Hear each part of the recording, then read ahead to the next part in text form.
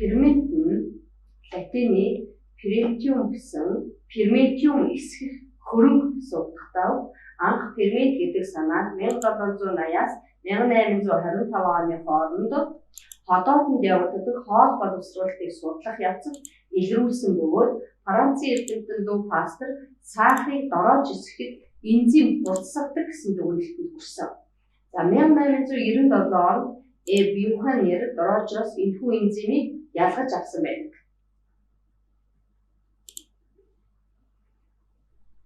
За 1922 онд энзим хэмээх бодис амьд бие махбодод байгаа тэр нь уургийн гаралтай бодис болох талаар санаа дэвшүүлж тэрний үндсэн үүрэг нь био ургалыг хурцсагдаг байгааг тогтоосон. За 1926 онд хуура уургаас уренса ферментийг ялгаж энэ бодис нь мочвиныг задарч амиак нүүрс төрөгчийн диоксид үүсгэж байгааг нотолсон. За энзим гэдэг нь бие махбодод явагдаж буй бодисын солилцоо буюу биохимийн урвалыг идэвхжүүлэн хурцсагч энгийн болон нийлмэл уургийн гаралтай өндөр молекул нэгдэх юм.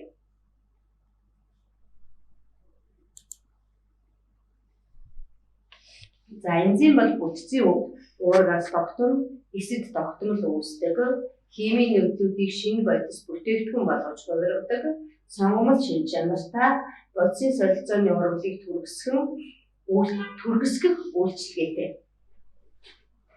Энзимийн бодисын солилцооны урвалыг сонгон түргэсгэх үйлчилгээтэй. За зурагт энзим субстраттай холбогдсон задрах нийлэгжих процессыг харуулсан байна. За задралын зам гэдэг нь нийлмэл молекулууд энгийн нэгдүүд болж задрах замаар энергийг ялгаруулдаг. Эксотерм бол энэ нь эсийн дотор явагдах ажилд зарцуулагдана. Нийлэгдэх зам гэдэг нь энгийн нэгдлээс нийлмэл молекул үүсэх энерги зарцуулан явагдана. Эндотерм задралын замд үүссэн энерги нь нийлэгчлийнхаа замд зарцуулагддаг. Энзимийн идэвхийг ургалын хурдаар хэмждэг. Ургалын хурд нь молекулуудын хөдөлгөөнөөс хамаардаг. За энзимийн ерөнхий шинж үүрэг. Энзим гэдэг нь уургийн гаралтай биокатализатор. За катализатор гэдэг нь ургалын явцад энерги зарцуулах бөгөөд ургалын хурдыг өөрчилдөг нэгдэл юм. Энзимийн бодисын солилцооны явцад молекулыг хөдөлгөөнийг зохицуулж идэг. За энд энзим субстраттай холбогдсон бүтээгдэхүүнүүдийг үүсгэж байгаа процессыг харуулсан байна. За энзимүүд идэвхжлийн энергийг багасгах замаар бодисын солилцоо хурцсагдаг. Тухайн температурт молекулууд урвалд орж чадах хамгийн бага хэмжээний энергийг идэвхжлийн энерги гэдэг. За идэвхжлийн энергийг Дежавол мол гэх нэгжээр хэмждэг. Идэвхжлийн энергийн максимум утганд орших энергийн төлөвийг өдөөгдсөн төлөв буюу шилжилтийн төлөв гэж нэрлэдэг. За химийн урвалын хурд өдөөгдсөн төлөвдөх молекулын концентрацтай пропорционал байна. Идэвхжүүлэгч энерги яагаад бага байдгийг шалтгаан нь дараах 3 зүйлээр тайлбарлагдана. Энзим нь урвалын их бодисуудыг энергийн түвшний хөвд өндөр шилжилтийн төлөвт авчран цаашдаа завсрын биед үүсэх урвалын бэлтгэл ажлыг хийж өгдөг. Хоёрдугаар энзимийг төсөөлөхдөө нэг шонтоо залгуур шиг том байгууламж хийж үзээ. Тэр цорын ганц шонд хэмжээсийн хувьд таарсан их бодис буюу субстрат холбогддог. Субстрат нь хит том болвол багтахгүй, бага болвол залгуур энзимтэй үйлчлэхгүй гэсэн. Зурагт энзим субстрат хоёрын үйлчлэлийг харуулсан байна. Энэ 5 оршин хэлбэртэй бол яг одоо шондоо таарсан залгуур шиг таарна. Энэ шар өнгөтэй бөөрийнхий хэлбэртэй болвол энэ энзимтэй холбогдож чадахгүй гэсэн. За шилжилтийн төлөв гэдэг нь бодис хоорондын ковалент холбоо нь арай тасарч хараггүй шинээр үүссэн холбоо нь бас тийм ч хүчтэй биш. Цэнгийн үнд тархалттай нэг ёсондоо потенциал энерги өндөртэй төлөв. Энзимийн энэ төлөвийг устөрөгчийн холбоо, ионы холбоо, устдаа үйлчлэх харилцан холбоо зэргээр докторчулж өгдөг. Ингэж идэвхтэй молекулын тоог олшруулах замаар идэвхжлийн энергийг багасгадаг гэсэн. Энэ энерги нь бага байснаар молекулыг өдөөх энерги багасан, биологийн ургамлууд түргэн эхэлж үйл явц нь хурдан явагддаг. За энэ зурагт идэвхжлийн энергийг харуулсан байна. За их бодис энд байна. Их бодисыг одоо задлах энэ ферменттэй ургалыг бол цэнхэр графикаар туршилсан байгаа. Ферменттэй ургалын идэвхжлийн энерги энэ хоёрын хооронд харуулсан байгаа. За энэ их бодисын задарж байгаа ферментгүй ургалыг улаан өнгөөр тэмдэглэсэн байгаа. За энэ хоёрын хооронд болохоор ферментгүй ургалын идэвхжлийн энерги байгаа. Гэвч ферментгүй ургалын идэвхжлийн энерги ийм хэмжээтэй их гэсэн. Фермент нэмсэн ургалыг болохоор идэвхжлийн энерги нь ийм бага байна гэсэн. Тэгэхээр зэрэг фермент бол ургалын идэвхжлийн энергийг бууруулах замаар явагддаг гэсэн. За молекул хоорондох химийн ургалын явцад химийн холбоо задрах юм уу шинээр үүсэж идэг. Сахарозыг задлахад глюкоз болон фруктоз хоорондын холбоо задраад дараа нь усны устөрөгчийн ионы болон гидроксид бүлэгтэй шинэ холбоо үүсгэж идэг. За жишээлх юм бол энэ сахарозын том ионы устдаа харилцан үйлчлээд глюкоз, фруктоз болж явах. Сахароза ферментийн тусламжтайгаар глюкоз, фруктоз болж задарна гэсэн. За нэг ширхэг энзимийн молекул 1 секундэд хэдэн мянган ургалыг түргсгэх чадвартай байдаг. Энзимүүд нь ургалын явцад зарцуулагдахгүй, ургалын эцэст хിവэрээ гарч ахин ашиглагдах чадвартай. Бодисын солилцооны олон энзимүүд ургалыг хоёр тийш нь явуулахад оролцдог. За энзим нь болохоор нийлмэл энзим, энгийн энзим гэж. Энгийн энзим бол дан уургаас тогтсон байдаг. Нийлмэл энзим болохоор уурга болон уургийн бүс хэсгээс тогтдог. За тэр уургийн бүс хэсгийг бол кофактор гэж байна. За апоэнзим тэр нийлмэл энзимийн уургийн хэсгийг нь апоэнзим гэдэг. За кофакторуудыг энгийн бүлэг коэнзим гэж байна.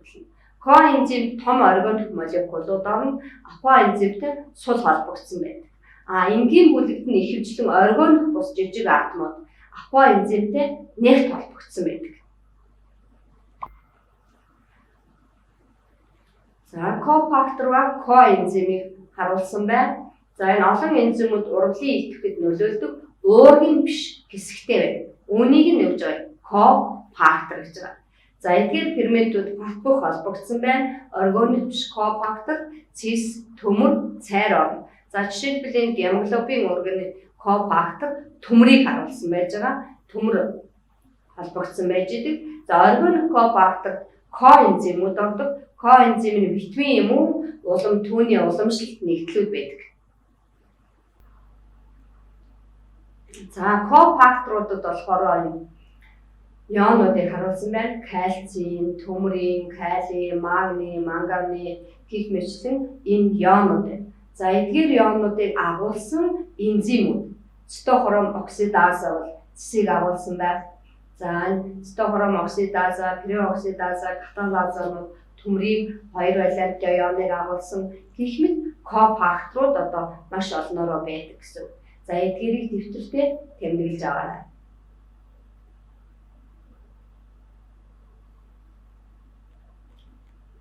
За витамины уламжлалтай коэнзимүүд байна. За В1, В2, В3 гэсэн одоо витаминууд В1 буюу тиамин. За тэрэнд болохоор коэнзимийн хэлбэр нь болохоор тиамин дифосфат байгаа. Оролцох урвал нь болохоор дикарбоксилж. За В2 бол эргополамин байна. В2 витамин. За энэний одоо коэнзим нь бол пад байж байгаа жишээний. За оролцох урвал нь дегидрацацлагдах. Гэх мэтлэн одоо витамины уламжлалт коэнзимүүд байж идэг гэсэн. За эдгээр хүснэлтийг дэвтэртээ тэмдэглэж аваарай.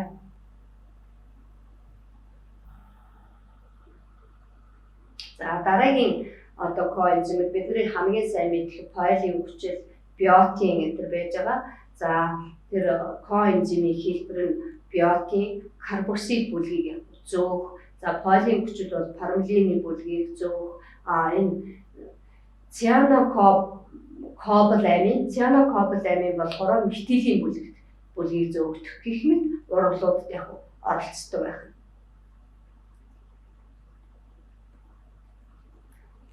За ихэнх энзимийг үйлчилж байгаа субстратын нэрэн дээр аазаа дагуулж залгаж нэрлэдэг.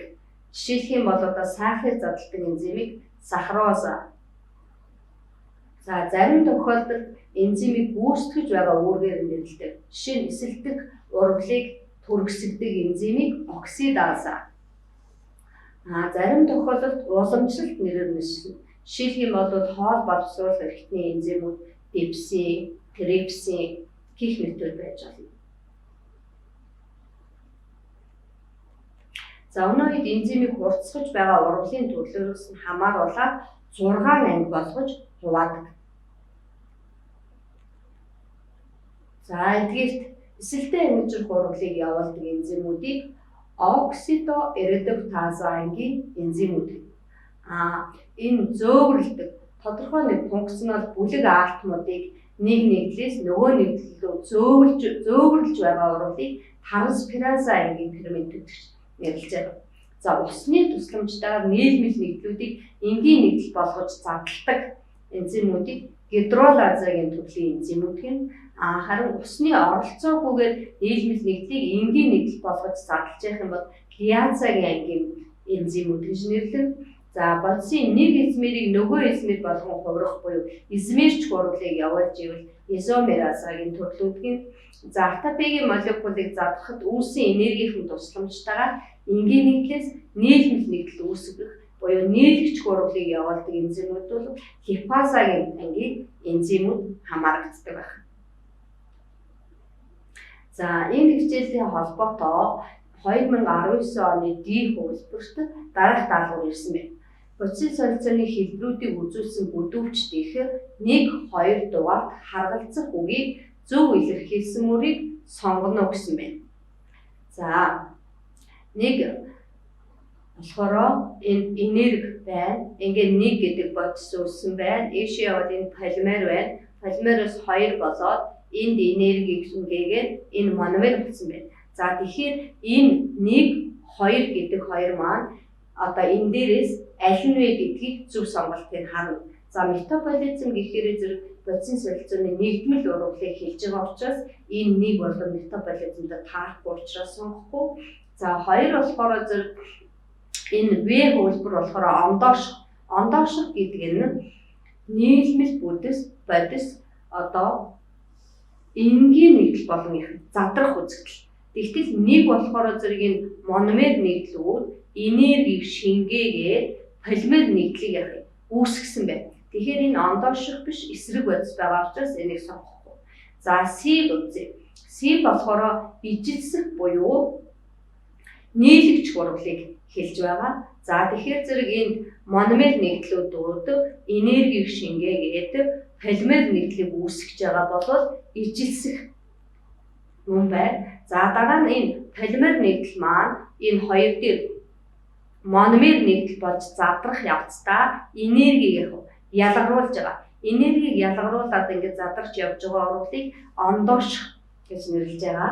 Тэгэхээр энэ хариултын С хувилбар нь зөвөө гэсэн. За тэгэхээр зургийг сайтар ажиглаад хаана энергийг шингээж байна, хаана энергийг ялгаруулж байна, хаана нийлмэл бодис үүсэж байна, хаана энгийн бодис болон задарж байна гэдгийг сайн ажиглаж энэ даалгаврыг гүйцэтгэв. За дараагийн даалгавар нь 2018 оны В хувилбарт дараах полимеруудыг задлах, нийлэгжүүлэх энзимүүдтэй зөв харгалзуулна гэсэн байна. За уурыг задалдаг энзим протеаза, гликоген буюу нүүрс усыг задалдаг энзим амилаза, өөх тосыг задлах энзим липаза, дээхийг задлах энзим дэх нийлэгжүүлэхдээ полимераза энзим байна. За тэгэхээр зэрэг энэ нэгийн протеаза, нэгийн V, гликогеныг амилазата 2-ын D, 3-ын өөх тос липаза, 3-ын C, 4-ийн A гэж харгалзуулна гэсэн.